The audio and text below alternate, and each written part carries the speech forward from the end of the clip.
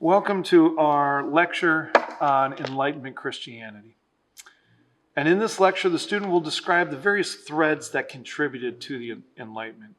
What streams flowed into this river of thought, right? The student will explore the various Enlightenment thinkers out there who were representatives of this Enlightenment thought, right? The student will evaluate the impact of the Enlightenment on Christianity.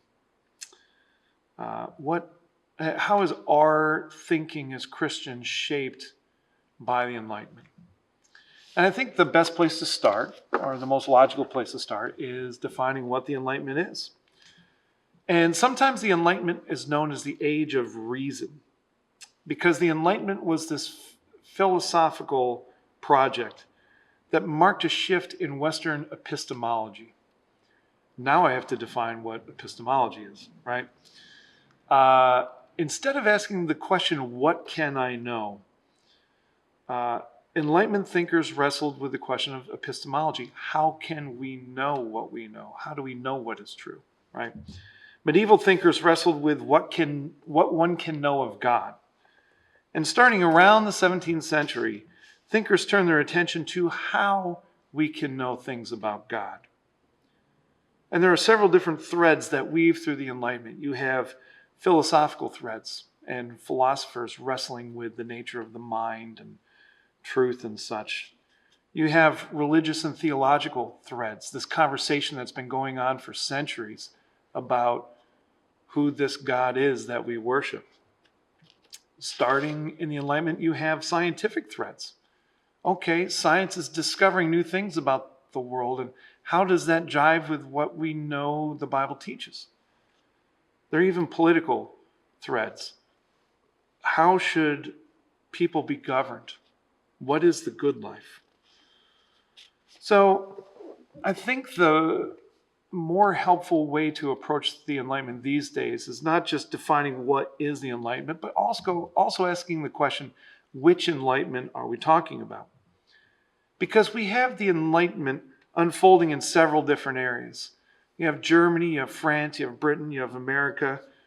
The Enlightenment was getting into France and all those countries in between as well.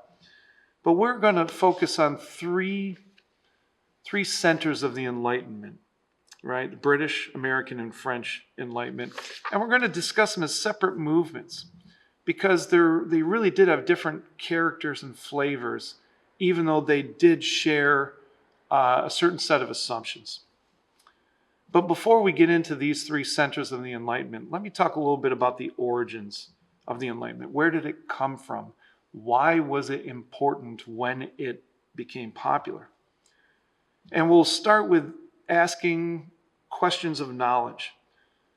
And questions of knowledge, how can we know what we know, seem to trace back as far as we have records.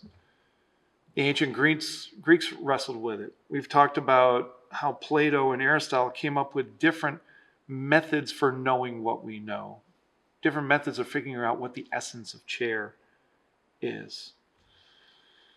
Aristotle developed both the philosophical epistemology, and he penned a treatise on logic, as well as offering a scientific description of the world around him. And the medieval world continued to wrestle with this question. Peter Abelard claimed that reason and faith were virtually synonymous, so that if something is not proved by reason, then it cannot be held by the Christian. So it's not like the Enlightenment invented these questions of knowledge. But during the Enlightenment, these questions of how we can know, these epistemological questions, came to the forefront. And one of the early thinkers that drove this question to the forefront was a guy named Nicholas Copernicus. Copernicus was born late 15th century, lived through most of the 16th century, or the first half of the 16th century. And Copernicus is known for his famous revolution, right? Interestingly, Copernicus's revolution didn't change his world. It changed our world, right? In his lifetime, people didn't realize how revolutionary his thought was. Or maybe they did, and that's why they resisted it, right? But through observation and calculation, Copernicus concluded that the Earth is not the center of the solar system. Actually, the sun was the center of the solar system. And this challenged not only the dominant scientific view, it challenged the dominant theological view as well, because in, 4, 5, 6 places, the Bible says, such as Psalm 104:5, God set the earth on its foundations. It can never be moved. Right? And this is echoed in 1 Chronicles 16:30, Psalm 33:9, Psalm 93:1, Psalm 96:10, Psalm 119:89 through 90. So in other words, it wasn't just one verse in the Bible that says this. This is repeated, especially by the psalmists. Copernicus's conclusions were not enlightenment per se, but he signaled a shift in how knowledge was developed. Right? After Copernicus came Galileo, and he lived 16th into the 17th century. He was both an astronomer and a physicist, and he fought for Copernicus's conclusions. He was so committed to Copernicus's conclusions that he faced the Inquisition in 1615. While both Copernicus and Galileo challenged the church, Galileo challenged the church in writing. And that's why Galileo faced a lot more opposition from the church than Copernicus did. But both Copernicus and Galileo were committed to their faith, and at no point did they see a conflict between their faith and their scientific conclusions. Right? So this idea that the Enlightenment and its emphasis on science somehow undermines faith or somehow marginalizes faith just doesn't square with the historic development of the Enlightenment. The third figure in the Enlightenment that's important for us to consider is a guy named Francis Bacon. And he lived in the 16th, 17th century. Bacon considered himself a theologian of the natural world. He didn't actually consider himself a scientist. Voltaire would later call him the father of modern science. But Bacon was a committed Protestant. And there was no single scientific method that developed from this time. Technically speaking, there's not a single method that has been developed in our own time. But the Baconian method is the closest that we see to a modern scientific method. And it starts from the point of doubting the senses.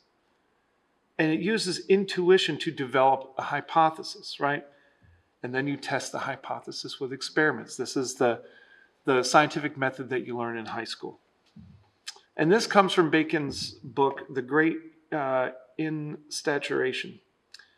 And it was organized around 6 major subjects or chapters based on the 6 days of creation. We see a biblical structure to this. And this book that I'm not sure I pronounced correctly, actually I'm fairly certain I pronounced it incorrectly, is more of a theological textbook that examines nature. And it began with the idea of original sin. It began with our sinfulness. And it recognized that sinful people study a sinful creation, a corrupted creation. And sin is a central concern in examining the created world. However, Bacon argues because of salvation, we can now actually do science because we are Christian. Science, far from being an atheistic tool that pushes faith to the margins, Bacon claims it can only be done by Christians. The work of grace in the context of salvation restores an ability to do science. The natural world is redeemed. So Bacon sees himself as a part of the Reformation discussion. He doesn't see himself as joining into an Enlightenment or a scientific conversation. Bacon actually wrote a treatise against atheism. A little philosophy inclines to atheism, but depth in philosophy inclines towards religion.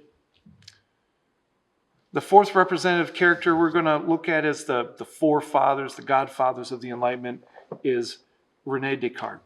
And he was primarily a 17th century thinker. And he is known as the father of the Cartesian revolution. Descartes was a committed Catholic, and he sought to ground claims and truth to something more reliable than personal confessions, right? So his epistemology reached beyond the pale of Catholicism. And even though he considered himself a devout Catholic, his books were actually banned by the Catholic Church. Descartes didn't root truth in the institution of the church. He tried to find something more universal than that. And he found it in doubt, actually. Descartes applied this radical skepticism towards the world. And he doubted everything, including his own existence. And this is where Descartes developed what we call today the evil genius hypothesis. Like, how can we know that the outside world is real? How do we know that the outside world isn't just sensations that an evil genius is feeding us? It's also known as the vat in the brain situation, right? How do we know that we are not just brains that have electrodes and an evil genius is sending sensations that this table is hard? How do we know that there is a table and that it's hard? If this sounds like the movie The Matrix, this is exactly what The Matrix was intended to illustrate, was Cartesian philosophy. So Descartes embraced this radical skepticism, and he doubts that the table exists, and he doubts that he exists. And then he realized there's something that he could not doubt. The fact that he was doubting, right? And this gave birth to the very famous saying, I think, therefore I am, cogito ergo sum. It actually started as dubito ergo sum, I doubt, therefore I am. And Descartes found this I think, therefore I am statement as the bedrock first principle. The one thing he can prove is real. And if he can prove one thing is real, he can prove everything else rests on it. So he could prove that he was real, and he could prove that the outside world is real. But notice, it's not an appeal to Scripture. It's not an appeal to the church. This is more of a geometric type proof.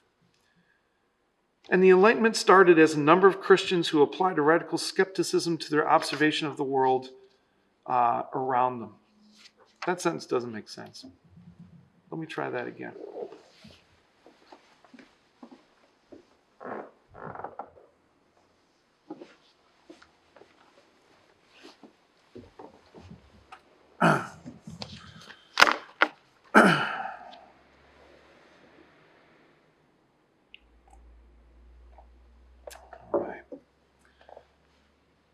Now that we've discussed some of the forerunners of the Enlightenment, the foundations of the Enlightenment, let me turn our attention to the British Enlightenment. And Britain in the 17th century was emerging from their religious and political turmoil under the Tudors.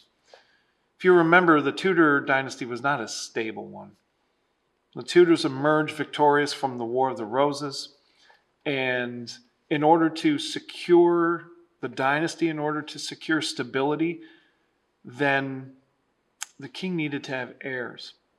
And King Henry VIII's father, King Henry VII, had two boys. The older Arthur died, and Henry VIII became the heir apparent to the throne.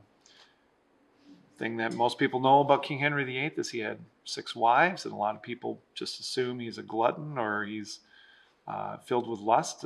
That may be true, but that is actually not why he had 6 wives. He had 6 wives because he needed a male heir if he was going to leave a stable England to his ancestors, which he sort of did, and it didn't work. But the point is, 17th century England was just becoming stable after a long period of turmoil.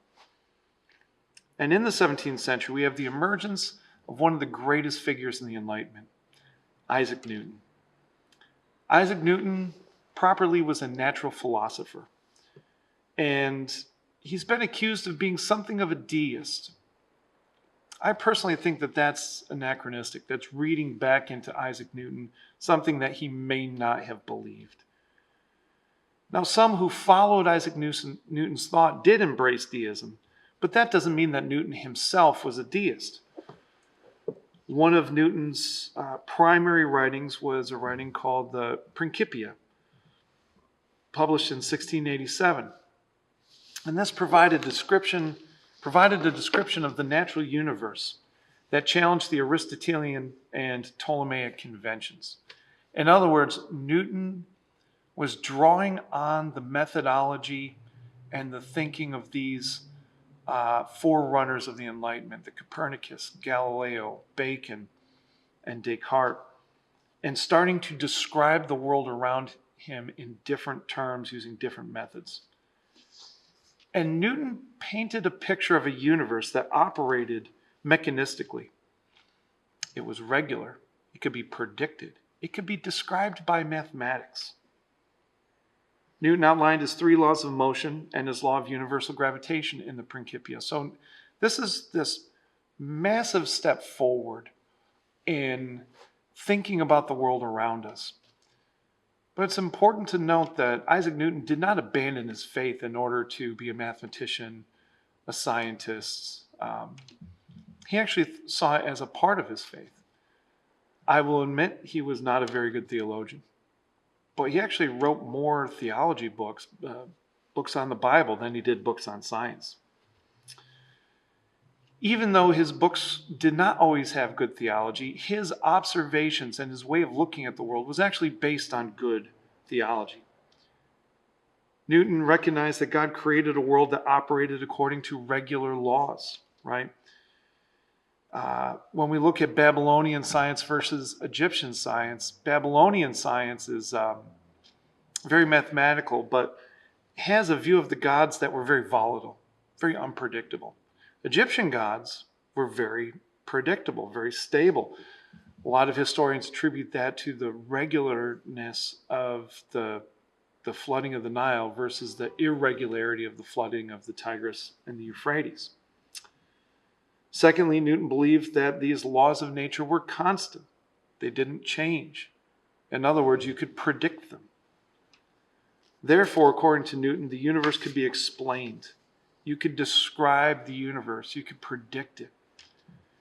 And his theological foundation led Newton to explore the nature of light in his work, writing a book called Optics and Arithmetics, this new math to describe the world around him. As I said before, Newton also wrote on biblical scholarship. He wrote The Chronology of Ancient Kingdoms Amended, Observations on Daniel and the Apocalypse of John, an historical account of 2 notable corruptions of Scripture. So Newton was more concerned about describing the world around him than he was with being a scientist strictly, right? And in order to understand the world around you, he felt like he needed to understand the principles of Scripture, the document written by the creator of this world. Second figure in the British Enlightenment was a guy named John Locke. And he was primarily a 17th century philosopher. And he wrote widely in the areas of philosophy, religion, and political thought. In his essays concerning human understanding, Locke challenged the idea that human thought comes pre-programmed, that we don't have a sense of the structure of reality when we're born. He believed that the mind was a blank slate. The term used there is a tabula rasa, a blank slate, upon which impressions are made on the senses, right? And while the medieval world defaulted to an assumption of absolutism, because of the contact that Enlightenment cultures, Enlightenment Britain had with other cultures throughout the globe, this medieval absolute way of looking at the world was challenged. And it turns out not everyone agreed on things like God and morality, right? Britain was just discovering that as the age of exploration was exploding. While Descartes developed the method of determining first principles, Locke developed an epistemology not based on first principles, not based on principles you can work out in your head and then work everything else out. No, John Locke based his knowledge of the world based on sense impression, right? Descartes was more of a Platonic thinker. Locke was more of an Aristotelian. Locke did not share the skepticism of either Bacon or Descartes. Locke didn't start with original sin and the corruption of our senses in this world. Instead, he freely affirmed the ability of people to acquire knowledge through the senses. And this approach became known as empiricism. Right? Locke also wrote a book called The Reasonableness of Christianity as Delivered in the Scriptures. And this was published in 1695. And the thesis of this book is actually contained in the name, that Christianity could be understood through the application of reason, right? Through sense impressions that we can understand and codify. Like I said before, Locke did not hold to the same conviction of original sin that Bacon and Descartes had. So Locke didn't think that our sense perception was distorted by anything. Instead, Locke believed that reason is a sufficient light by which to understand God.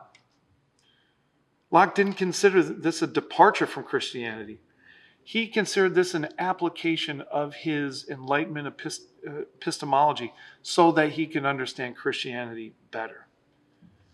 He subjected the revealed word to reason in order to understand God. And at this point, Locke can rightly be criticized of abandoning that which makes Christianity Christianity. Original sin, the need of a Savior, Jesus as a substitutionary atonement. You see how all those dominoes kind of fall or rest on original sin. Another pair of Enlightenment thinkers from Britain were Hutchinson and Shaftesbury.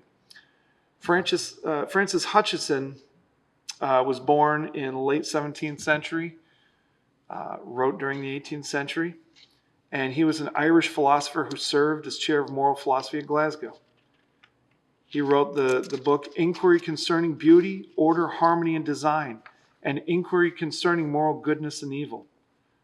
Like Newton, Hutchinson believed that the world had order, harmony, and proportion to it. And this was not only reflected in the physical world, but in the moral world as well.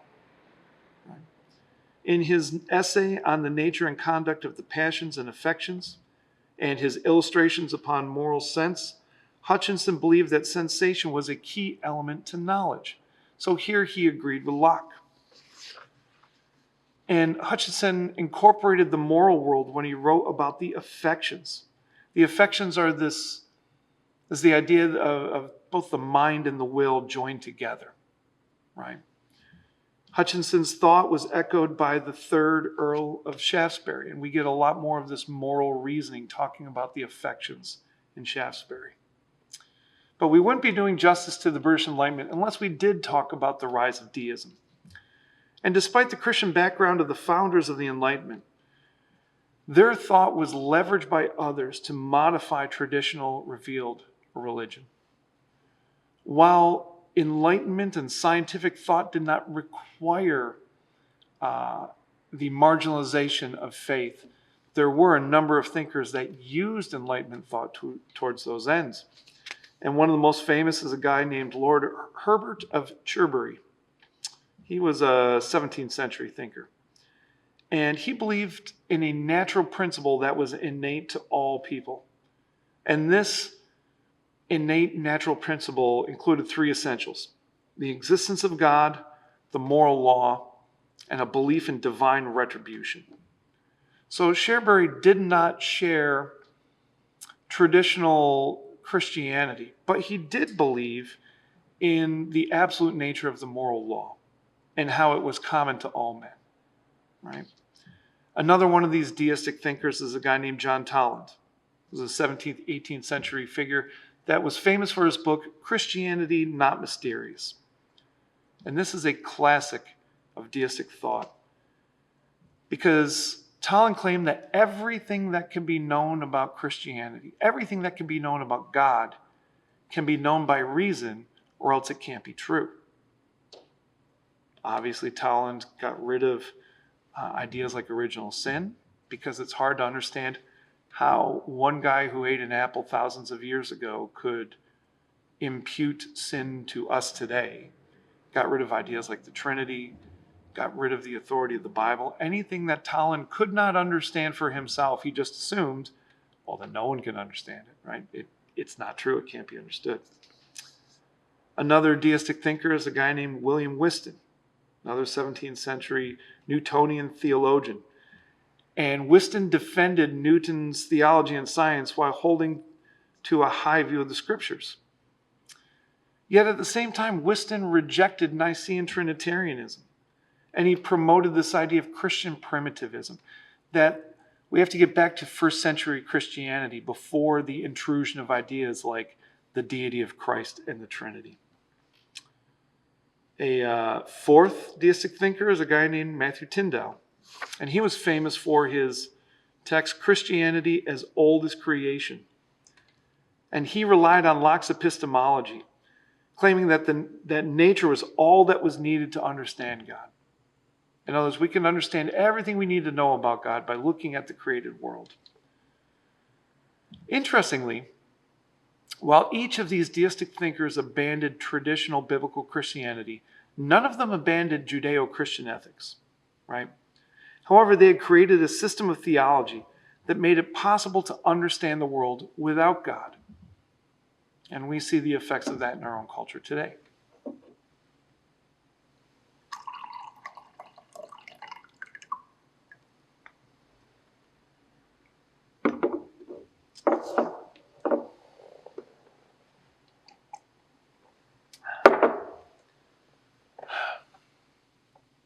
So next we're going to talk about the American Enlightenment. And the American Enlightenment, like most things in America, is actually derivative of the British Enlightenment. And this isn't surprising because America, especially in the 17th and most of the 18th century, was actually a British colony.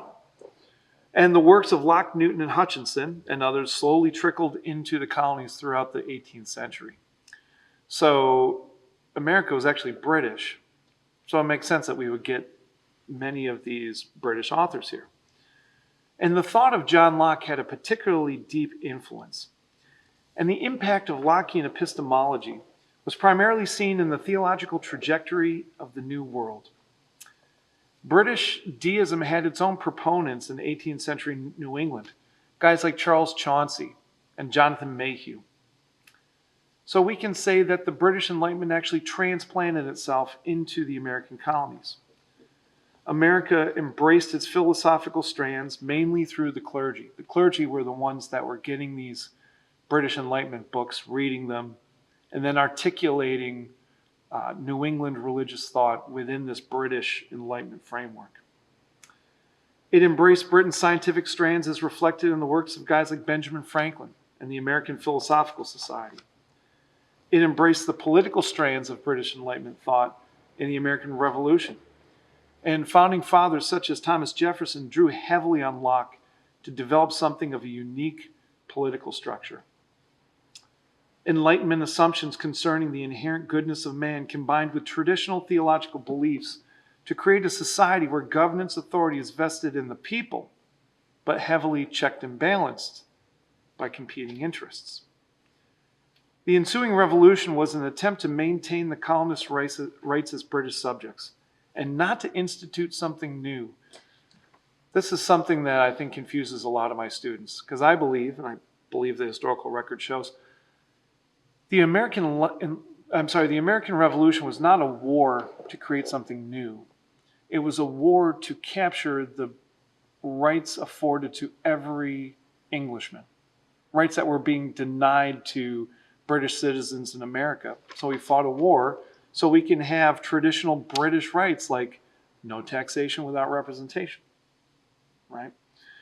So we can see not only in the direction of religion in the 18th century, especially in New England, where there is this more move towards deism, move towards Arminianism, eventually a move towards Unitarianism. And then in the American Revolution, the appropriation of these British Enlightenment concepts in our Declaration, in our Constitution. We can see how the Enlightenment took root in America, but did so as a uniquely British phenomenon. The third center of the Enlightenment we're going to talk about is France and the French Enlightenment. And while the American colonies sat on the outer orbit of the British Empire, France actually sat in the heart of the European continent. And while the British and American Enlightenment sought a new foundation for a real knowledge of the world, France's Enlightenment actually drove them towards relativism. And that's interesting how they're both drawing on the same strands of thought. And Britain and America are grounding themselves in reality, and France is moving away from reality into relativism, right? The age of exploration brought European culture into contact with other cultures who did not share their values either religiously or morally. They ran into cultures where multiple wives was an accepted thing. And France started to question, okay, these absolutes that we have been affirming for hundreds of years, this Judeo-Christian ethic, is this really true? And one of the thinkers that drove French Enlightenment thought is a guy named Voltaire, or Francois-Marie Arouet. And Voltaire was raised a Catholic. He studied under Jesuits before studying law, and he fell in love with a Protestant refugee from France. But Voltaire eventually was imprisoned because he had this physical altercation with a French noble, and the king had to get involved, and Voltaire was thrown into the Bastille. And this seems to be a turning point in his life. This is where he takes the name Voltaire. And this network of Catholic, aristocratic, monarchical nobles that Voltaire was a part of before, he gets thrown in jail by them. And now he is looking to subvert this aristocratic context in which he was raised. Voltaire negotiated an exile to England instead of imprisonment, which is where he came into contact with Protestantism, where he came into contact with the British Enlightenment. And in Voltaire's work, Philosophical Letters, he commends Protestants, and he actually defends Quakers as well. And he involves himself in the scientific revolution, this British Enlightenment that was already underway in Britain. Eventually, Voltaire was allowed to return to France, and he returned to Paris an aggrieved person with this broad base of experience with other ideas, other religious ideas, social, political, and scientific ideas. Voltaire began to read Leibniz, and he began to embrace determinism. And he, not so much embrace it as he did reject it. Sorry about that. He wrote a treatise challenging Leibniz's determinism called Candide. Voltaire considered himself a champion for the oppressed, and he abandoned Christianity because he saw it as this vile plague on humanity. He saw the Catholic faith as wedded to the French monarchy and became an instrument of oppression. And he believed that the political powers of the state must be checked. So here we can see, unlike the founders of the Enlightenment movement, Voltaire was using these alternate explanations for why the world is the way it is to marginalize religion. He began to see religion as the problem and not the solution. And whereas the British Enlightenment, with all its flaws, led to the American Revolution, the French Enlightenment, this abandonment of Judeo-Christian ethics, led to the French Revolution. And in 1792, the political Enlightenment ideas of liberté, égalité, and fraternité led the French people to dispose of their monarch. They beheaded Louis XVI, I think it was, and his wife Marie Antoinette. And the bureaucrat that was put in charge of most of France was a guy named Maximilien Robespierre. And he began this, what he called reign of terror. And he used this term terror to say, well, the enemies of the French Revolution must be terrorized. They must be converted through terror. I don't think he realized that we would be using it today to describe Robespierre's ideas themselves. But he kind of led this reign of terror where he organized the execution of thousands upon thousands of Frenchmen. He oversaw the abolishing of religion in Paris especially, but all over France. And he replaced Catholicism initially with the cult of reason and replaced chancels and cathedrals with these goddesses and dancers to the cult of reason. Although Robespierre was never a big fan of atheism, so eventually he promoted the cult of the supreme being, this idea that there is a God who upholds a moral standard. But at the same time, he was executing anyone who disagreed with him. The British Enlightenment led to the American Revolution. And there was many problems with the British Enlightenment. And it distorted traditional Christianity, but it held on to this Judeo-Christian ethic that we still benefit from today. Whereas the French Enlightenment used the British Enlightenment ideas to marginalize religion, marginalize the role of God in society.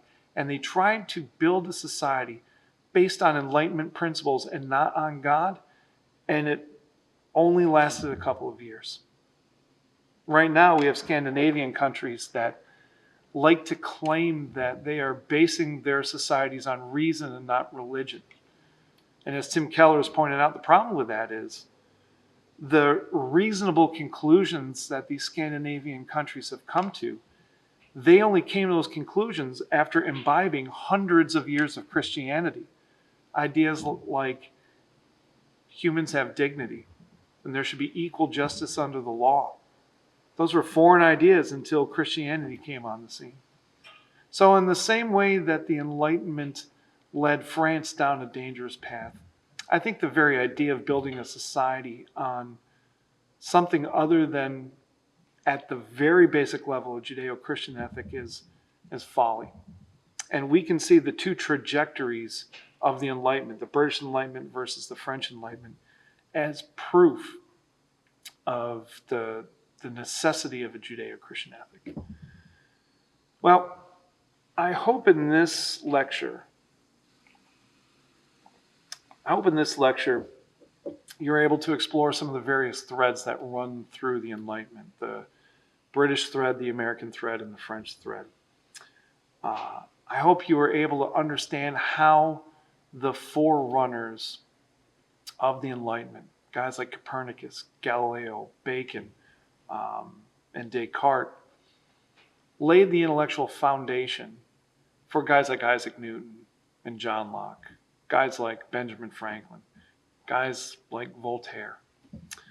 I hope you were able to see where the tension between Enlightenment thought and scientific thought arose with reference to religion. It's not a necessary connection. It's a connection that was only made by some of the Enlightenment thinkers. But I think it is a good opportunity for us to question whether or not science really is at odds with faith today. So I appreciate your time, and we'll see you at the next lecture. Thank you.